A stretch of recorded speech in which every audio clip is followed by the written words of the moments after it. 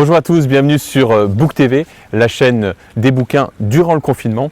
Alors on va vous faire voyager pendant plusieurs semaines avec des séances de coaching, des concerts, des reportages et puis bien évidemment pour la grande première, on va recevoir le maire de Bouc-Bel-Air. Alors il y a quelques semaines, vous avez annoncé au bouquin avoir été atteint de la Covid-19, d'où ma première question. Comment allez-vous ? Écoutez, j'ai plus de symptômes, vraiment, comme j'en ai eu pendant les 3 premiers jours.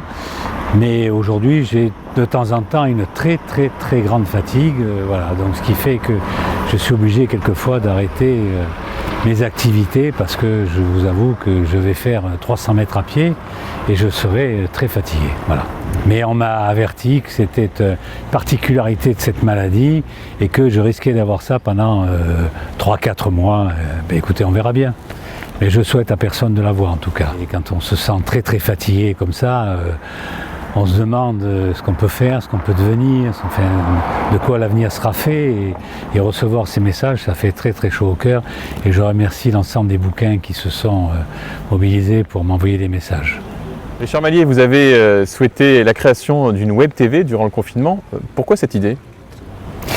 Tout simplement, puisque le confinement, les gens restent chez eux. Alors évidemment, les mauvaises langues vous disent que c'est aujourd'hui métro, boulot, dodo. Bon, en fait, on n'a pas d'activité de loisirs, on n'a rien.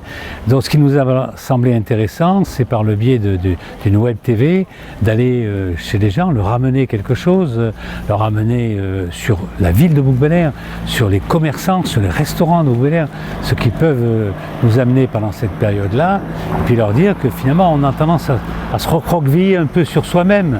Eh bien écoutez, cette web vous permettra de voir un peu ce qui se passe à Bouc-Bel-Air et c'est une très bonne chose.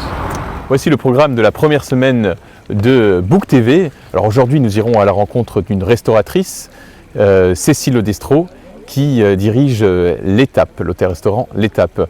Dès demain, ce sera le 11 novembre, et nous diffuserons un reportage qui avait été tourné à l'occasion du centenaire de la Grande Guerre. Vendredi, ce sera le centre commercial Sambakis qui sera mis à l'honneur avec le magasin Opium.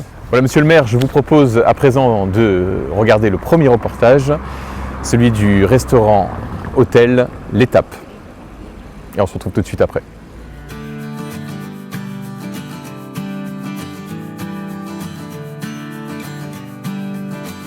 Donc, je m'appelle Odestro Cécile, je suis la responsable de l'hôtel-restaurant l'Étape, donc à Bouc-Bel-Air.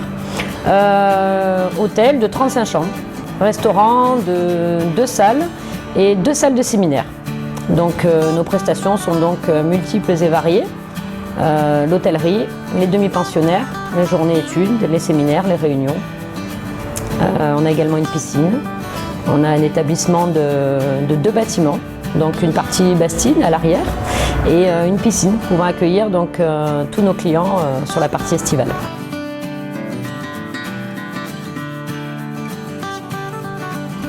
J'ai passé 17 ans dans un groupe hôtelier.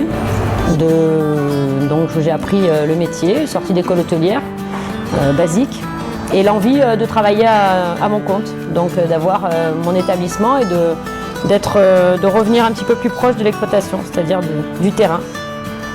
La passion du métier, la passion de la restauration, la passion du service, la passion des clients, faire plaisir.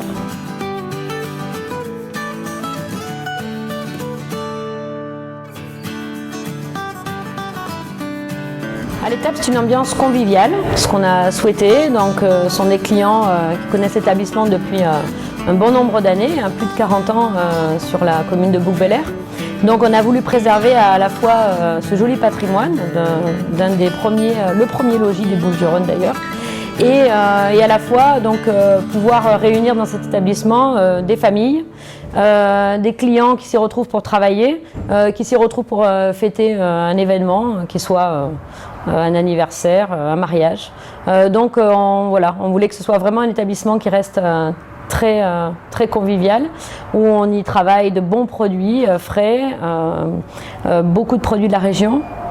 L'équipe, une petite équipe, donc c'est une entreprise à taille humaine, mais qui parfois fait de belles prestations un petit peu plus importantes.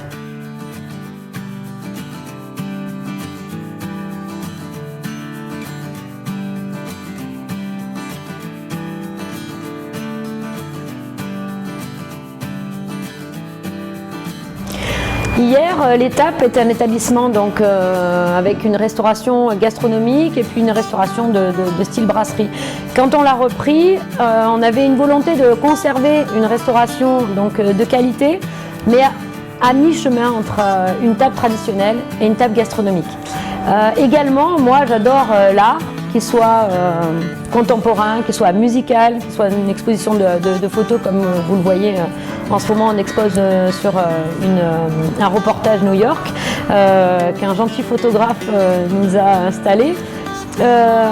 On y fait des concerts, on y fait des soirées karaoké, on y fait demain on y fera des soirées raclette, des soirées fromage, donc c'est un lieu aussi où on a voulu adapter ce style un petit peu convivial de recevoir un peu les gens chez nous.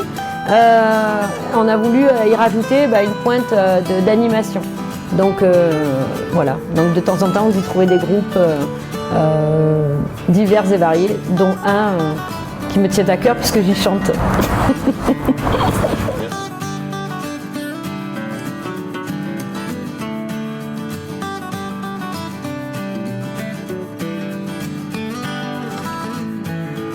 Premier confinement, nous avons mis en place des possibilités de restauration à emporter. Ce n'est pas notre cœur de métier, donc dans deux, trois premières journées très complexes, on oubliait l'évident, le sac, le couvert, etc. À midi, là, aujourd'hui, on est bien en place. On propose un menu à 14,50 € à emporter. Nos clients doivent s'adapter à commander avant 11 h, parce qu'on réalise tout maison, donc sur des flux tendus. C'est-à-dire que pour être au plus proche du stock commandé et produire vraiment exactement ce qu'on a besoin. Donc en entrée un caviar de courgettes avec une effilochée de saumon fumé, un bœuf bourguignon, le tout est maison avec des carottes et tomates provençales, et en dessert c'est une tarte poire caramel. Voilà, on essaye de maintenir une qualité de repas emporté que les clients peuvent faire réchauffer chez eux tranquillement, que les clients peuvent amener au bureau et consommer dans leur espace cafétéria. Voilà, donc aujourd'hui on peut dire qu'on est en place à ce stade-là. On a également développé une carte snacking, avec des pains bagnats, le tout réalisé maison. Voilà, on exploite multiples recettes, en tout cas pour rester là. Pour les clients sachent qu'on est là, qu'on ne ferme pas, on a la volonté de ne pas fermer. C'est pas facile, mais on a la volonté de rester ouvert.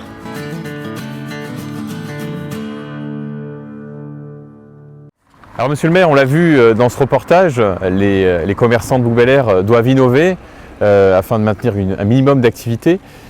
Et que fait la municipalité pour les aider ?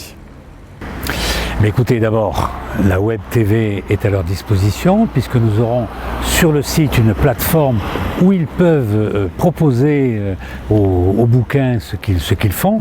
Il y a des commerçants qui agissent d'une façon particulière, qui s'adaptent à cette nouvelle crise, et donc on met à leur disposition cette plateforme de manière à ce qu'ils puissent le dire. Et deuxièmement, nous avons, mais là mon adjoint délégué au développement économique et à l'emploi en parlera dans une émission, nous faisons pour les commerçants et les restaurateurs, nous faisons quelque chose de particulier. Nous mettons en place des aides pour qu'ils continuent leur activité, parce que c'est dramatique cette période que nous vivons actuellement. Nous n'avons jamais connu ça. Si, on a connu la peste, le choléra, enfin ces grandes épidémies, mais c'était une époque qu'on ne connaissait pas ce qu'on connaît aujourd'hui. On n'avait pas les moyens de communiquer comme on a aujourd'hui. Donc nous mettons, cette Web TV en est l'exemple même, nous mettons en pratique la technicité d'aujourd'hui adaptée à cette crise sanitaire. Alors on l'a dit, la crise sanitaire impacte profondément notre pays. Les élus locaux sont mis à l'épreuve.